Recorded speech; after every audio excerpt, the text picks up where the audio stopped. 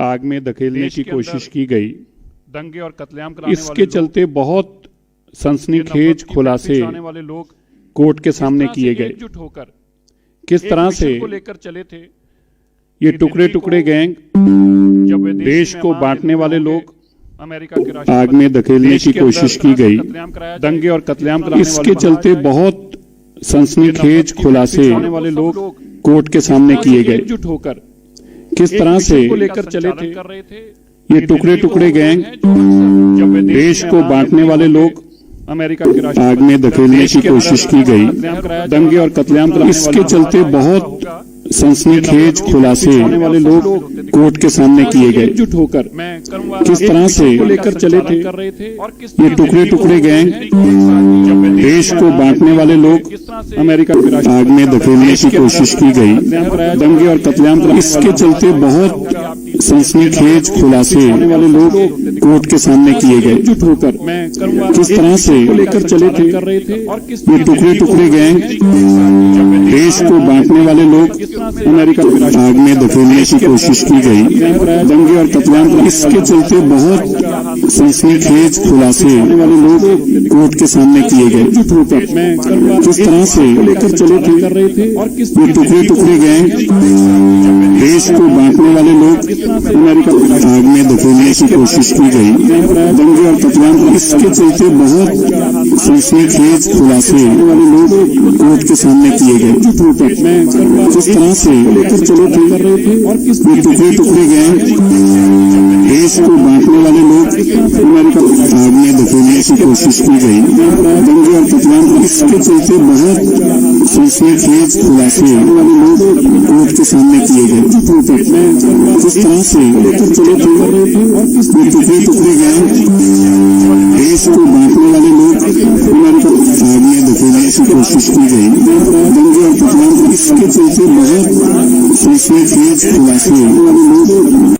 और उस गैंग का क्या काम था। उसकी सारी फंडिंग विदेशों से हो रही थी और उसका एक ही काम था कि दिल्ली को एनआरसी के बहाने, दिल्ली को सीए के बहाने आग में धकेला जाए, दिल्ली के अंदर कत्लेआम कत्लो गैरत कराई जाए।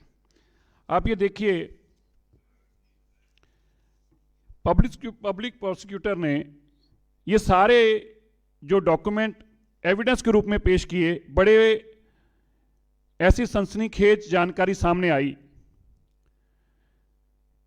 अब चांदबाग के लिए ये कहा गया कि डंडे, पत्थर, लाल मिर्ची, तेजाब इकट्ठा किया जाए। अब ये प्रोटेस्ट है, प्रोटेस्ट में डंडे, लाल मिर्ची, तेजाब इकट्ठा किया जाए। क्यों किया जाए? क्या किसी प्रोटेस्ट का हिस्सा हो सकता है? क्योंकि आग के हवाले करना है। ये अभी ये कह रहे हैं पीसफुल प्रोटेस्ट था।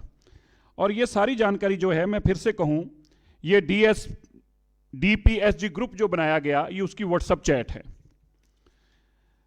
और यहां कहा गया कि और आदमी और औरतें इकट्ठी की जाएं। Ladies and gents were handed over लाठी स्टोन्स एंड ग्रेवल। ये इंग्लिश में चैट में उसने लिखा कि डंडे, पत्थर इकट्ठे किए जाएं और आदमी और लोगों को इकट्ठा किया जाए। ये लिख रहा है उमर खालिद। और यहां तक लिखता है, सरकार मुसलमानों की खिलाफी कर रही है, भाषण से काम नहीं चलेगा, खून बहाना पड़ेगा। खून बहाना पड़ेगा। किसका खून बहाना पड़ेगा? आपने देखा, एक पुलिसकर्मी की जान भी गई। खून बहाना पड़ेगा। पत्थरों से बात नहीं चलेगी, बोले भाषणों से बात नहीं चलेगी, अब तो खून बहाना पड़ेगा। और ये खून बहाने वाले लोग, इनका संरक्षण जो है अभी बताएंगे कौन सी पार्टियां करती हैं। पर मैं आपको इसमें एक और बहुत अच्छी तथ्य आपके सामने लाना चाहता हूं। ओवैस सुल्तान जो है वो इसमें लिखते हैं अपने व्हाट्सएप में कि हमें ये बहुत इररिस्पॉन्सिबल बिहेवियर है, ये काम नहीं करना चाहिए। ये ओवैस सुल्तान लिख रहे हैं। और दूसरे ने लिखा उसमें, for now we need to stop the violence. ये कह रहे थे प्रोटेस्ट है, प्रोटेस्ट नहीं था, भूल रहा है, कह रहा नाउ, फॉर नाउ, अब के लिए, we need to stop the violence. इस वायलेंस को हमें अभी रोकना चाहिए, जिसको ये प्रोटेस्ट बता रहे थे। कौन सी वायलेंस हो रही थी, कौन कर रहा था? ये सारी जो मैं आपको बातें बता रहा हूं, ये वो है जो प्रोसिक्यूशन ने अभी कोर्ट के सामने लेके आए, और ये वो तथ्य हैं जो साइंटिफिक इन्वेस्टिगेशन का हिस्सा है, इसमें से अपने पास से बनाई हुई कोई बात नहीं है। आग लगवाने की पूरी तैयारी, we are entirely ready to light a fire, आग लगाने की पूरी तैयारी। अब ये कौन कह रहा है आग लगाने की पूरी तैयारी? वही डीपीएसजी ग्रुप के अंदर ये जानकारी दी जाती थी, हमने आग लगाने की पूरी तैयारी कर ली है। और कांग्रेस और आम आदमी पार्टी कह रही थी कि देखिए इन लोगों के साथ जाति की जा रही है। भारतीय जनता पार्टी इन लोगों के साथ अत्याचार कर रही है। किन लोगों के साथ? खालिद उमर जैसे लोगों के साथ। और वो कह रहे हैं खून बहाने की, आग लगाने की, खून बहाना पड़ेगा, आग लगाने की पूरी तैयारी। अब इस देश को आग लगाने वाले लोगों की पुष्ट बनाई, उनकी नुमाइंदगी पार्लियामेंट में कौन करता है ये भी आप जानते हो, हम नाम भी लेंगे। अब इन इंचार्ज कौन है देखिए, बोलते हैं जफराबाद में जो इंचार्ज है उस स्टेटमेंट में अपने लिखकर कहते हैं कि हमने जफराबाद की जिम्मेवारी जिसके पास थी 250 विमेन एंड चिल्ड्रन को मोबिलाइज किया जाए, 250 लोगों को और बच्चों का भी नाम लिया जा रहा है, मोबिलाइज किया जाए। और क्या कहते हैं उमर खालिद लिखते हैं कि जहांगीरपुरी से अब बांग्लादेशी लाए जाएं और उनको समझाया जाए सीए एनआरसी क्या है। 250 लोग लाए जाएं और बांग्लादेशी लाए जाएं जहांगीरपुरी से, अब उनको समझाया जाए क्योंकि उनकी लोग बातों में नहीं आ रहे थे, अब उनको लाया जाए और उनसे ये दंगा फसाद कराया जाए। यहां तक उसने बताया कि इसके अंदर no local women were part of protest, ये व्हाट्सएप ग्रुप में लिखकर, और 164 के बयान में विलियम ने माना है कि कोई लोकल आदमी नहीं थे, सब लाए गए थे, दंगा फसाद कराने के लिए लाए गए थे। और ये कौन ला रहा था? सारे सरफरोज आगर ला रहे थे, उमर खालिद ला रहे थे, या शर्जील इमान हो। ये शर्जील इमान का क्या काम था? आग लगाने का। इसको क्या सौंपा गया था? दिल्ली को जलाने के लिए। और ये जो पिंजरा तोड़ की मॉब मेंटेलिटी की वजह से, पिंजरा तोड़, ये क्राउड कौन सा है? पिंजरा तोड़, ये क्राउड को नाम दिया गया पिंजरा तोड़।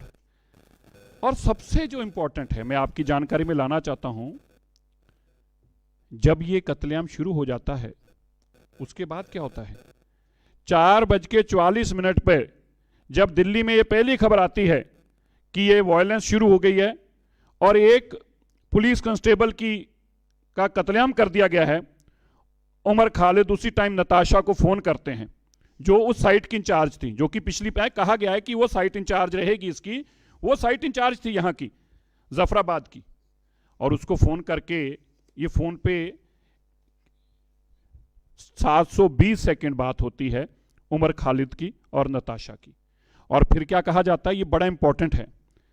मरिया सलीम ने कहा कि let's delete the group of, ये हम इस ग्रुप को डिलीट कर दें।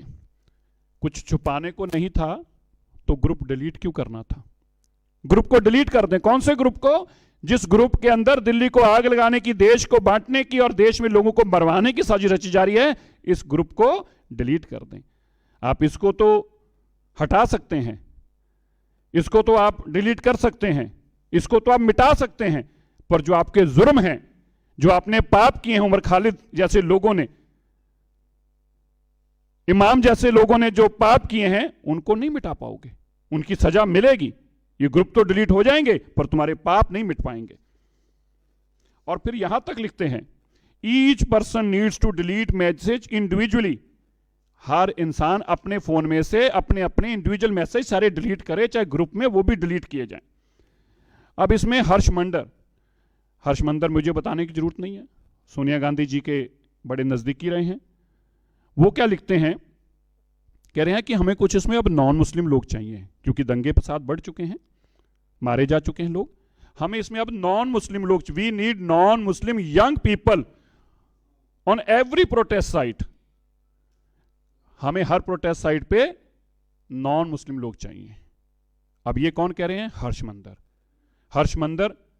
और इसको डिफेंड कौन कर रहे हैं? हर्षमंदर को डिफेंड कौन कर रहे हैं? कांग्रेस के दिग्विजय सिंह। वो क्या लिख रहे हैं? अरे I stand with Umar Khalid, मैं उमर खालिद के साथ खड़ा हूं। कौन लिख रहे हैं? दिग्विजय सिंह। हर्ष मंदिर के लिए कौन बोल रहे हैं? जयराम रमेश, रणदीप सुरजेवाला। कांग्रेस के स्पोक्सपर्सन हर्ष मंदिर के हक में बोल रहे हैं। और उमर खालिद के लिए दिग्विजय सिंह। इन कातिलों के साथ कांग्रेस का क्या वास्ता है? गांधी परिवार का क्या वास्ता है? इन देश को तोड़ने वालों के साथ, ये नफरत की फैक्ट्री चलाने वालों के साथ, क्या हर देश के दंगाई क्या कांग्रेस के साथ वास्ता होगा? दंगा कहीं हो, कत्लेआम कहीं हो, वो सज्जन कुमार हो, वो जगदीश टाइटलर हो, वो कमलनाथ हो, पर गांधी परिवार के साथ वास्ता होगा। यहां पे अगर उमर खालिद हो, शर्जील इमाम हो, इनका हर्ष मंदर हो, इनका गांधी परिवार के साथ वास्ता होगा। अब देखिए, जिस मानसिकता के साथ दिल्ली के अंदर पार्लियामेंट में राहुल गांधी इनकी नुमाइंदगी करते हैं, इन कातिलों की नुमाइंदगी कौन करते हैं दिल्ली की पार्लियामेंट में? राहुल गांधी। गांधी परिवार का राहुल गांधी हर्ष मंदर की, उमर खालिद की, इन लोगों की नुमाइंदगी कर रहे हैं। और दिल्ली की सरकार, अरविंद केजरीवाल दिल्ली में इनकी नुमाइंदगी कर रहे हैं। वो कह रहे हैं उमर खालिद जैसे लोग जो हैं इनके ऊपर जाती हो रही है, शरील इमान जैसे लोगों के ऊपर जाती हो रही है, दिल्ली में वो इनकी नुमाइंदगी कर रहे हैं। ये दो पार्टियां सत्ता को हथियाने के लिए किस हद तक जाएंगी? देश को तोड़ने वाले लोग, पाकिस्तान से फंडिंग लेने वाले लोग, राहुल गांधी की पार्टी, राहुल गांधी की एनजीओ जो चाइना से फंडिंग ले, ऐसे लोग, और फिर ये दंगाइयों का साथ दें। क्योंकि कांग्रेस के खून के अंदर यह दंगा प्रवृत्ति घुस चुकी है। कांग्रेस राज सत्ता हासिल करने के लिए 60 साल तक इस देश पे राज करने वाली पार्टी, महज एक पार्टी है देश की। मैं कहना चाहता हूं वहाद एक पार्टी और वहाद एक परिवार है इस देश का, जिसका सारे देश के दंगों के और कत्लेआम वाले लोगों के साथ सीधा संपर्क है। अब देख लीजिए, आज सज्जन कुमार जेल में है। कौन है ये? गांधी परिवार का नजदीकी। कमलनाथ पे मुकदमा है, टाइटलर पे मुकदमा है, धर्मदास शास्त्री, भगत, HKL भगत, सारे कातिल कांग्रेस के साथ। अब आप यहां के नाम देख लीजिए, उमर खालिद हो, खालिद सैफी हो, शर्जील इमाम हो या सफूरा हो, सब इनकी पुष्टबनाई कौन कर रहा है? कांग्रेस कर रही है। मैं देश के लोगों को आज ये बताने के लिए, आप टीवी चैनल के माध्यम से बताने के लिए बैठा हूं। हमें आज सोचने की जरूरत है, जितने देश के अंदर अभी तक कत्लेआम और दंगे फसाद हुए हैं, उन सभी दंगों वालों का सीधा संपर्क गांधी परिवार से होता है। सीधा सीधा आप देख लीजिए। और अब आप देखिए, आज कांग्रेस मौन क्यों है, चुप क्यों है? अब कांग्रेस इन कातिलों का साथ देती रही, और आज ये चीजें सारी सामने हैं, आपके सामने हैं। किस तरह से अमेरिकन राष्ट्रपति जब देश में आ रहे हैं, तब देश को दंगाइयों का स्थान बनाना चाहते हैं और दिखाना चाहते हैं। पूरी दुनिया में इतनी नफरत है आपकी सरकार के खिलाफ और देश के प्रधानमंत्री के खिलाफ, आप उसके चलते बेगुनाह लोगों को मरवा रहे हो, खून की होलियां खेल रहे हो, और यह कह रहे हो कि आग लगानी पड़ेगी, खून बहाना पड़ेगा, और कांग्रेस उनका साथ दे रही है, उनको बचाने के लिए आगे आ रही है।